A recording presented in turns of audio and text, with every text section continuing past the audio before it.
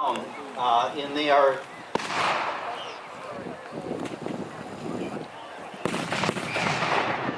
they have several weapons that they've been placed, and they've also built a trench line that is along the eastern edge of the field.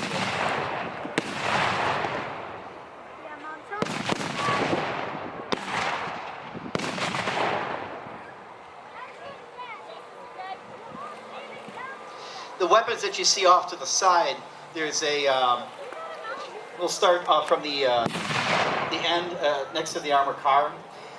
There is a IG-18 that is a light infantry cannon that the Germans used for close support. They can fire 75 millimeter low velocity round to take out bombs. They also used it to take out fighting positions like trenches or entrenchments. It could also take out light weapons and light vehicles. Anything here, once you start getting into a tank, it would be relatively ineffective unless you're able to hit it in the tracks or the rear of the vehicle. Two IG-18s that are there, one's camouflaged a little bit better than the other. The next gun, the big one, that's a 88 millimeter flak gun. The 88 was one of the most famous weapons of the war. It's big, 88 millimeter, but it was designed originally as an anti-aircraft gun, so it could go all the way up into the air to shoot at planes. It could also be traversed down, as you saw it there a minute ago, and it could be fired as a flat trajectory weapon, used as an anti-tank weapon in North Africa. When they ran into tanks, they didn't have enough anti-tank weapons, they would use the aircraft guns against the tanks, and they found that they were really, really effective. The 88 became primary fixed anti-tank gun, as well as for anti-aircraft weapons. The 88 could take out pretty much anything that the Allies could throw at it. In the redoubt, where there's a little bit of a 3-foot trench wall that's in there, there is a 75 millimeter PaK howitzer. Panzerabwehrkanone is what PaK stands for, which is for German anti-tank.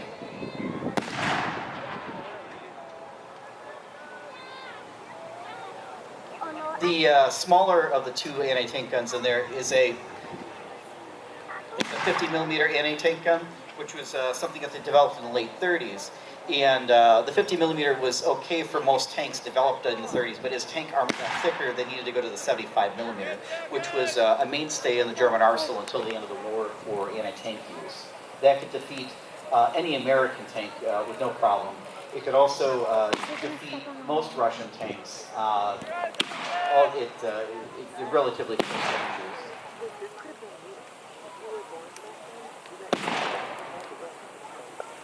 There's Allied troops that are working up their way towards the German lines, and they're going to try to take over these positions that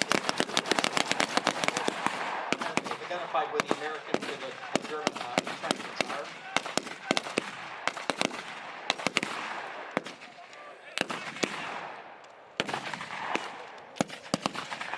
Most of the weapons that you see with the Americans here, they're M1 Garands, a standard issue light infantry weapon. There's an 8-round clip-fed ammunition that went into the gun. You can fire as quick as you can pull the trigger. When you get to the end, it will make a ping noise as it ejects the clip. And it leads to the region to load it's much more effective than the Mauser. The Mauser is actually a Canadian kind of 18 design.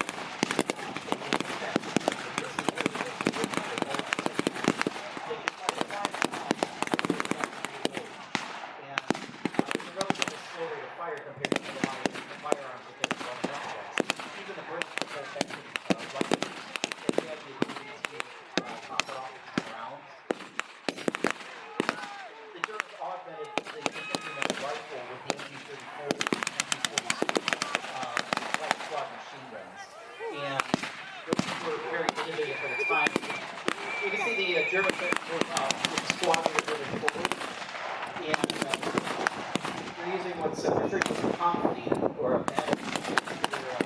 They're line in the prone position so they make it small as possible. The other targets moving up is a 231. They target the point area of the cannon and use it for machine gun. So it can be used as a reconnaissance vehicle to move up the 20 millimeter would be able to penetrate any positions Yeah, once that armored car came in, these guys realized it's kind of over. So Oh no, they're keeping them hostage. these guys are gonna mop up and take all these guys prisoner. But that armored car was kind of the thing that made the difference. That 20 millimeter could penetrate brick walls, and it could also go through entrenchment walls that are 3 feet thick. And the machine gun can lay down quite a bit of fire, but it's basically a moving pillbox. 8 wheels that you see on it helps distribute the ground pressure, so it can go over soft ground, and it makes it a lot easier to go over even muddy terrain. It's also elongated so it can distribute the weight more evenly over a longer distance, so it won't sink into the ground. There's probably less ground pressure per tire there than there is on that one. You can see that the German reinforcements are moving up to try to occupy some of the positions further forward. So you see the 251 half-track is heavily camouflaged that's moving into view. And the 251 and the 231 armored car that you see in the foreground, they both use sloped armor. And that was a concept that came about in the late 30s, that if you take like 1 inch of armor plate and you slope it at a 45, you could actually increase its armor protection by to the equivalent of like a 2-inch piece of armor. So it was a way of lightening the load on the vehicle while at the same time protecting the crew better. So that was used extensively during World War II by the Americans, or by the Germans and also the Russians. The 251 is basically an armored personnel carrier.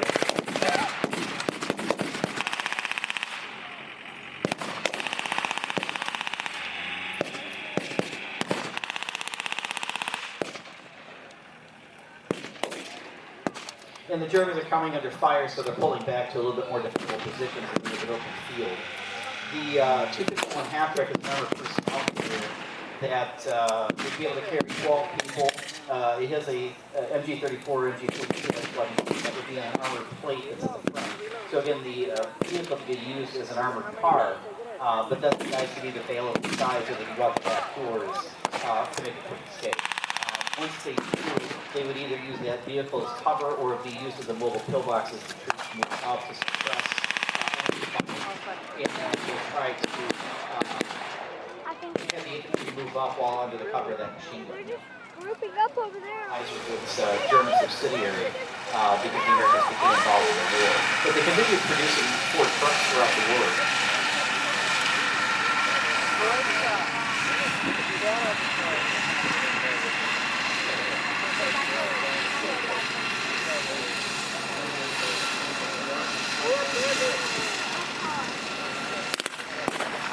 So you can see some, and they were able to disrupt the German. The Germans wanted to give three infiltrating trench lines that are about 4 feet tall. That quite a bit of protection unless you start having 50 caliber or 20 millimeter or linear fire. Also, you start to see a Panzer II tank that's coming through. It's armed with an MG34. It was a very effective tank that was used in the early part in 1939, 1940, immediately with the 1941 invasion of Russia. It quickly became outclassed by most Russians. So,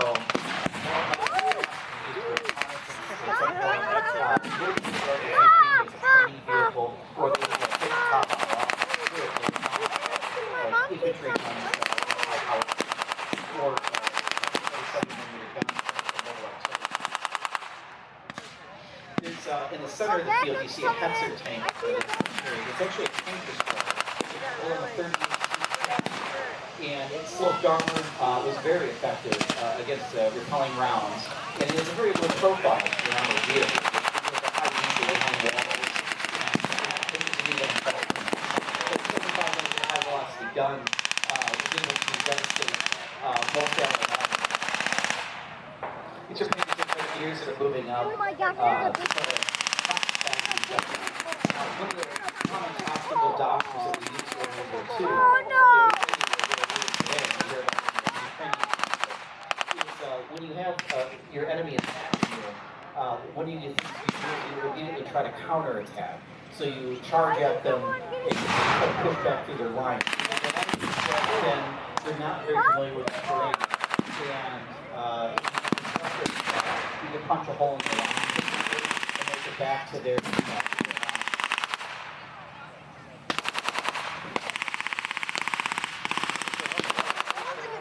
So they're trying to mount a counterattack to move forward. In this case, the Allies are reinforced, so now they have harder to do it because they're moving back. The first one is an M22 Locust. Very, very light tank that was developed by the Americans to be actually first drop or water drop into how critical is one more support because Christians are without any sort of armored vehicles and they're attacked by armored vehicles like we see here. This would be a little bit of a problem for them. So the M22 out of 37 millimeter cannon, proactive and fire machine gun, it was improved. The reviews in the latest by the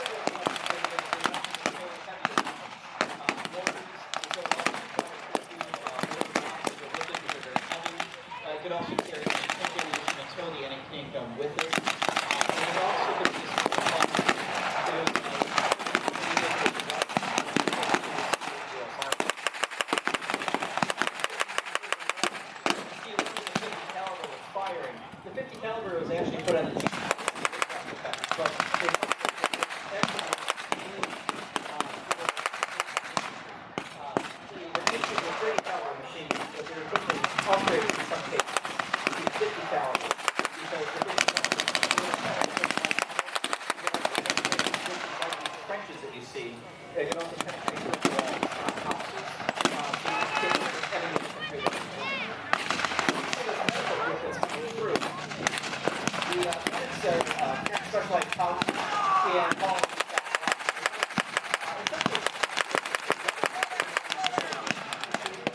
with volunteers. Can you hang in there, buddy? Yeah. Stabilize patients so they can survive the shock, injuries, and back to the station, and then out to a field hospital, and a private station.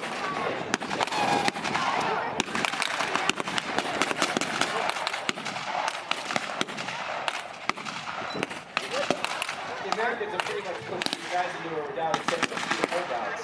Most of the units would surrender if given the opportunity, because once back into a plane and realized it's a lot of battle, most of them would get the opportunity to surrender and come out.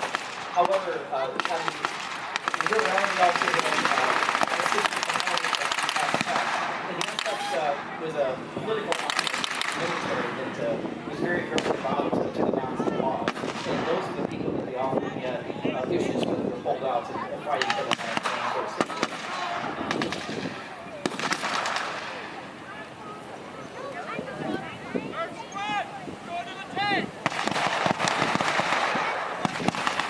They're in the middle of remote operations.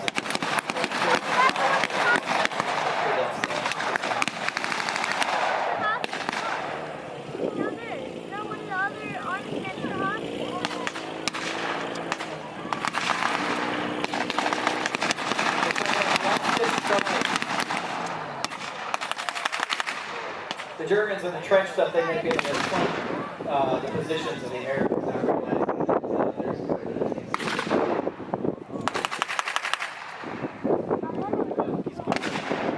now they're going to start remarking up along the trenches and visualizing the Jeep, one of those quintessential pieces of American was developed by a company called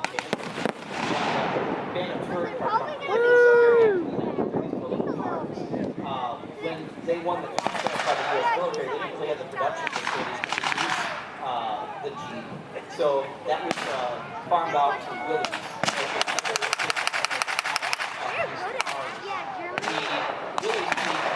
Willys was unable to produce as many as they were needed for the war. So then they started subsidizing by having Henry Ford build them as well. Henry Ford did not like Willys, and they didn't want to have parts, and people say, well, you know, that was a Ford vehicle that failed. So he made sure that every single part on a Ford Jeep was marked. Even the nuts, bolts, and screws have little Ford F's on them. And even the hardware off of these Jeeps, when you're restoring them, even if the screws are stripped out, people say it'll be just from that fat. Oh, there you go. Oh, I thought that was. Oh, yeah. Oh, they're retreating. They're retreating. See, I just saw you can some see in the guys that Stewart were that they have tracks mounted to the side of the turret. There's also sandbags which came out of it holding them in place in the front of it. And that was an effort to try to up-armor field modifying the turret pieces, but it was more so really trying to protect the tank crews. Yeah, I think that's what it's going to happen. I feel like it's going to come out with